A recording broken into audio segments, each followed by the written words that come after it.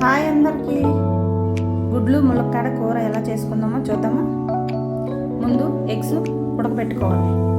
ఉడకబెట్టిన ఎగ్స్ పక్కన పెట్టుకొని 2 టేబుల్ స్పూన్ల ఆయిల్ వేసుకొని దాంట్లో కొంచెం తాలింపు గింజలు 2 ఎండుమిరపకాయలు వేయాలి.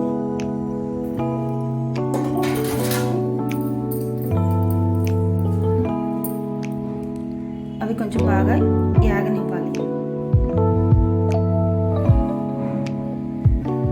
బాగా ఏగాక ఉల్లిపాయలు వేయాలి. ఉల్లిపాయలు బాగా యాగనివ్వాలి. తర్వాత 2 పచ్చిమిరపకాయలు, కొంచెం కరివేపాకు, కొంచెం పసుపు వేయాలి. బాగా ఫ్రై అయ్యాక మునక్కాయలు వేసుకోవాలి. మునక్కాయలు కూడా కొంచెం వేగాక టమాటా వేసుకోవాలి.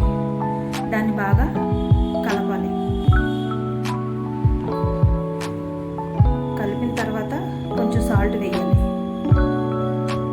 సాల్ట్ వేసి ముక్కలకు బాగా పట్టేటట్టుగా కలుపుకోవాలి. ఒక 2 నిమిషాలు మగ్గనివ్వాలి. బాగా మగ్గాయి. ఇప్పుడు ఇవి మళ్ళీ ఒకసారి కలుపుకొని దీంట్లో కారం వేసుకోవాలి. ఇప్పుడు తగినంత.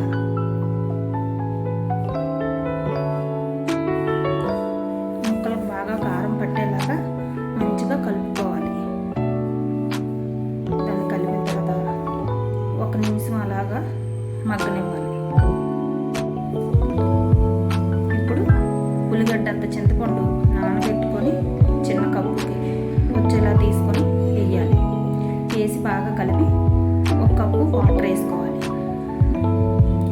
వేసిన తర్వాత ఒక 5 నిమిషాలు బాగా ఉడకనివ్వాలి సిమ్లో. ఈలో పక్కన కొంచెం ఆయిల్ వేసి దాంట్లో కొంచెం పసుపు, కొంచెం ఉప్పు వేసుకోవాలి.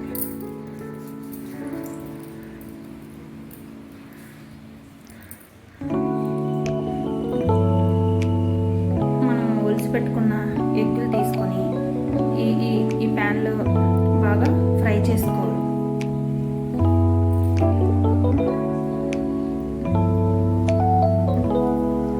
అవి బాగా ఫ్రై అవుతే స్టవ్ ఆఫ్ చేసుకొని పక్కన పెట్టుకొని ఈ పక్కన కూర ఎలాగుందో ఒకసారి చూద్దాం. ఈలోపు మసాలా ఆడుకుందాం. ధనియాలు, అల్లం వెల్లుల్లి, కొంచెం జీడిపప్పు, అంతే. ఇప్పుడు కూర రెడీ అయిపోయింది. మనం ఊరు పెట్టుకున్న మసాలా మొత్తం వేసేసుకోవాలి. వేసుకొని బాగా ఒకసారి కలపాలి. కూర రెడీ అయిపోయింది. దీంట్లో ఇప్పుడు మనం వేయించి పెట్టిన ఎగ్స్ వేసుకోవాలి.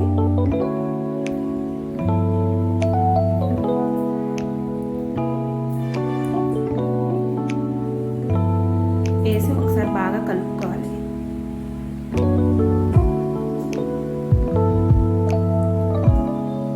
ఒక్క నిమిషం అలాగ బాగా ఉడకనివ్వాలి. మనకి టేస్టీ ములక్కాడ కోడిగుడ్డు పులుసు రెడీ అయిపోయింది. ఎంతో టేస్టీగా ఉంటుంది.